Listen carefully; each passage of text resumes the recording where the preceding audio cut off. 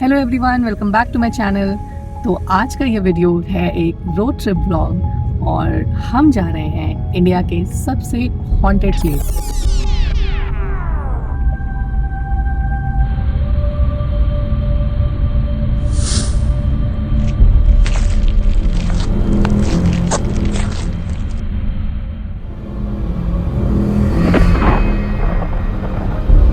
जी हाँ, हम जा रहे हैं भानगढ़ फोर्ट। भानगढ़ फोर्ट के बारे में ऐसा कहा जाता है कि ये इंडिया का सबसे हॉन्टेड प्लेस है। तो काफ़ी टाइम से हमने सोचा था कि हमें इसको एक्सपीरियंस करना है।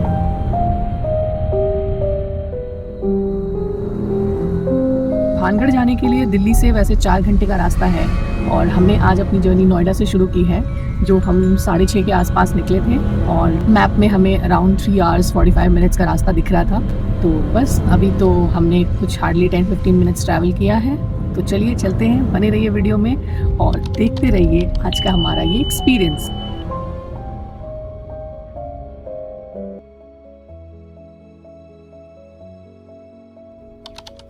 लगभग 4.5 घंटे ड्राइव करने के बाद हम अभी भानगढ़ पहुंचे हैं और यहाँ से अभी फोर्ट जाने में लगभग 25 मिनट का टाइम और लगेगा हमें। और अगर मैं रास्ते की बात करूँ तो भानगढ़ एंटर करने से पहले तक तो रास्ता काफ़ी अच्छा था, लेकिन जब से हमने भानगढ़ में एंटर किया है यहाँ बहुत टूटे फूटे से रोड्स हैं।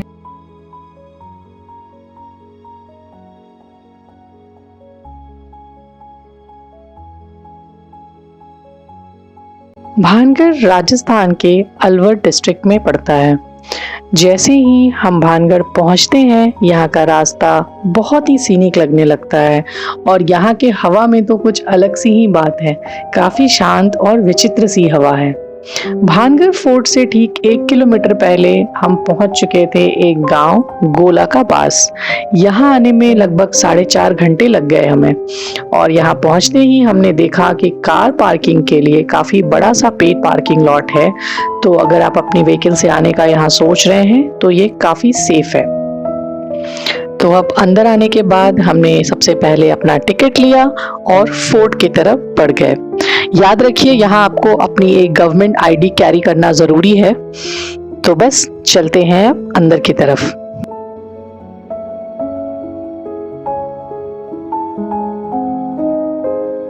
किले के अंदर जाते ही यहाँ हमें एक अजीब सी शांति महसूस हुई और चारों तरफ सिर्फ रूइंस ही रूइंस थे।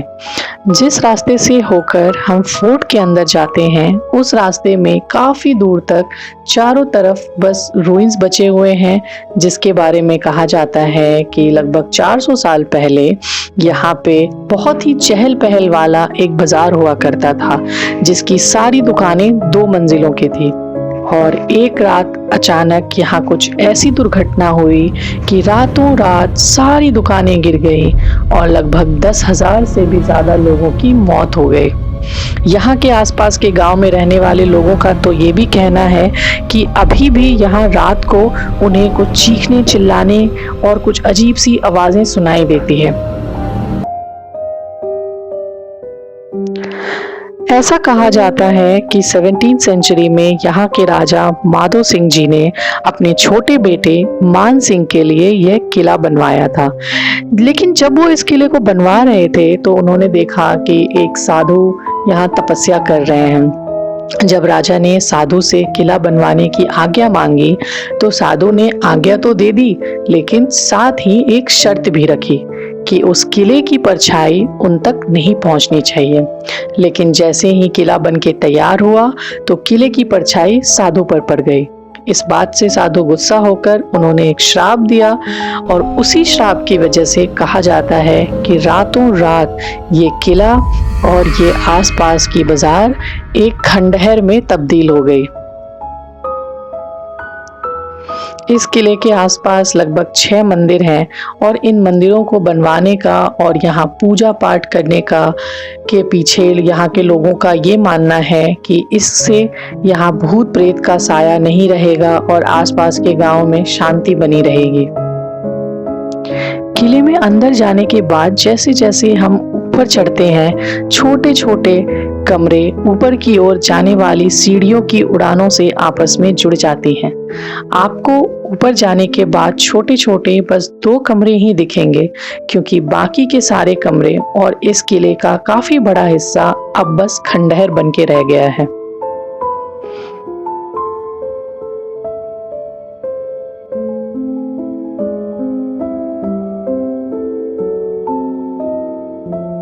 ये किला यहाँ के आसपास के जगहों जैसे दिल्ली और एनसीआर के लोगों के लिए आने के लिए एक अच्छा टूरिस्ट स्पॉट है, लेकिन ज़्यादातर लोग यहाँ इस उम्मीद में आते हैं कि शायद उन्हें कोई भूत दिख जाए या ऐसी कोई चीज़ें जिसके बारे में कहानियाँ बताई गई हैं उनका एहसास हो जाए। लेकिन दिन के समय में तो ऐसा कुछ महसूस कर पाना मुश्किल ही है। तो अगर आप यहाँ आते हैं तो इन सब चीज़ों को दिमाग में लेके ना आए, बल्कि यहाँ की ब्यूटी, यहाँ की शांति, यहाँ जो फोर्ट है उसको देखने और एंजॉय करने के लिए आए तो ज़्यादा अच्छा होगा।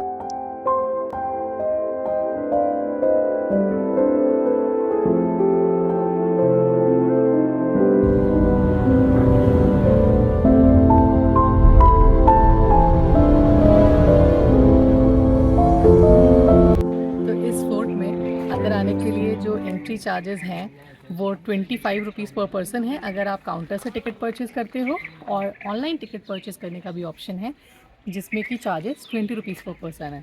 उसके अलावा अगर आप कैमरा लाना चाहते हो अपने साथ तो कोई इशू नहीं है, आप कैमरा आराम से ला सकते हो क्योंकि इसके चार्जेस सिर्फ 25 रुपीज़ ही है।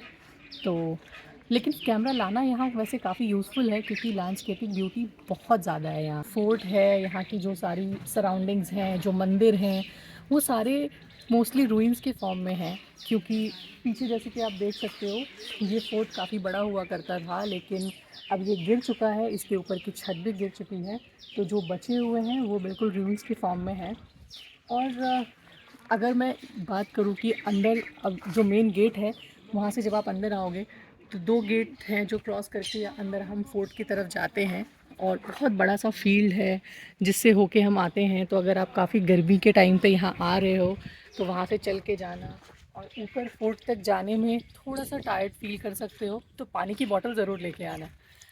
और यहाँ बैठने की कुछ जगह हैं जहाँ आप बैठ के थोड़ा रिलैक्स कर करके फिर ऊपर की तरफ जाओ। तो फोर्ट का जो ओवरऑल फील है वो अच्छा है यहाँ के व्यू के पर्सपेक्टिव से, जो यहाँ की हिस्ट्री है जिसको आप जानने के लिए यहाँ आते हो। जैसे कि यहाँ पे आप गाइड हायर करके अगर आप चाहो तो यहाँ की हिस्ट्री समझ सकते हो, लेकिन मोस्टली गाइड से जो आपको सुनने मिलेगा वो हिस्ट्री कम और कहानियाँ ज़्यादा होंगी, लेकिन फिर भी ठीक है, एंटरटेनमेंट के लिए तो अच्छा है ही। तो उसके अलावा जैसे यहाँ के बारे में हमने सुना था कि काफ़ी हॉन्टेड प्लेस है, यहाँ कई सारी स्टोरीज से जुड़ी हुई हैं, यहाँ कुछ हॉन्टेड एक्टिविटीज़ लोगों ने पास में एक्सपीरियंस की है।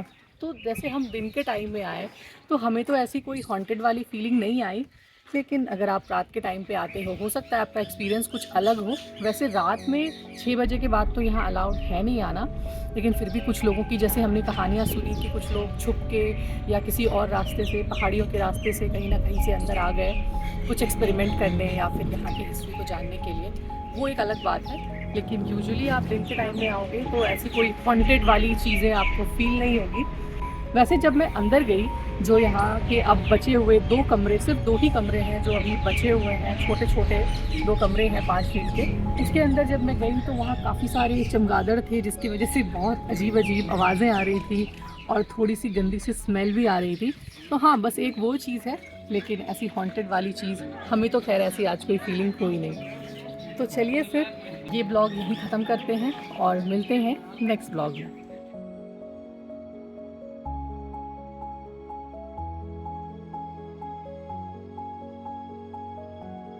तो आशा करती हूँ आपको आज का ये ब्लॉग पसंद आया होगा, और ऐसे बहुत सारे एक्सपीरियंसेस के लिए जुड़े रहिए मेरे चैनल के साथ। मैं आपसे मिलूंगी नेक्स्ट ब्लॉग में, तब तक के लिए टेक केयर, बाय बाय।